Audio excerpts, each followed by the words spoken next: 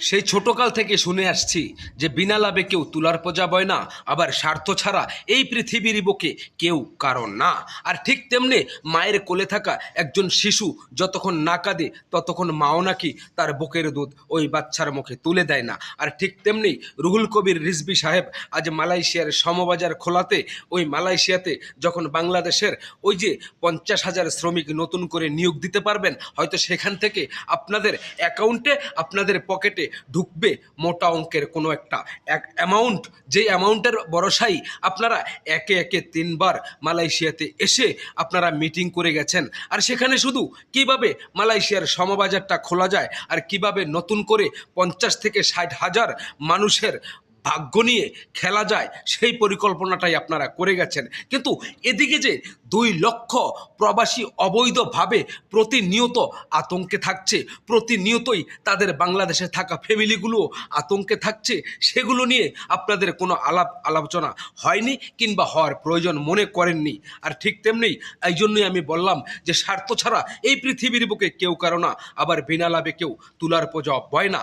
সেখানে আজকে যদি এই মালয়েশিয়াতে অবৈধ প্রবাসী ভাই বোনদেরকে নিয়ে আপনারা কথা বলতেন, আর যদি বৈধতা দিত, হয়তো সেখানে আপনাদের পকেটে ঢুকতো অনলি 10%, আর এখন তো পুরো 90%ই যদি আপনারা নতুন করে লোক ঢোকাতে পারেন, ওই 90%ই আপনাদের ফান্ডে আর আপনাদের অ্যাকাউন্টে। যে কারণে তারেক রহমানকে যদিও আপনি সম্মানিত করলেন, কিন্তু আমি পারলাম না, সেজন্য আমি দুঃখিত।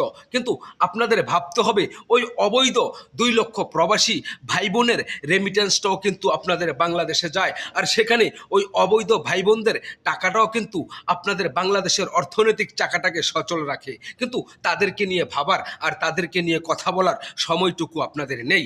বর্তমানে আপনারা যাদেরকে এই মালয়েশিয়ার কিংবা এই মালয়েশিয়াতে থাকা অবৈধ প্রবাসী ভাই এবং আমার বোনেরা আছে, তাদের আতঙ্কের কথাটা একটাবার ভাবতেন, তাদের হৃদয়ের কান্নাটা একটাবার শুনতেন, তাহলে হয়তো আপনারা এই সমবাজারে নিয়ে আলাপ না করে আপনারা আলাপ করতেন যে আমার যে লোকগুলো, আমার যে বাংলাদেশি ভাই বোনরা এখানে বর্তমানে অবৈধ থেকে তারা প্রতি মুহূর্ত আতঙ্ক বোধ করছে, আগে তাদের বৈধতার বিষয় নিয়ে আপনারা কথা বলতেন। কিন্তু সেখানে আপনাদের ওই যে 10% লাভ, সেই লাভের তো আপনাদের বউয়ের গহনা হবে না, আবার বাচ্চাদেরকে দামি স্কুলে পড়ানো যাবে না। তাই অবৈধ প্রবাসী তোদের কপাল পোড়া, তোরা এমনিতেই মর।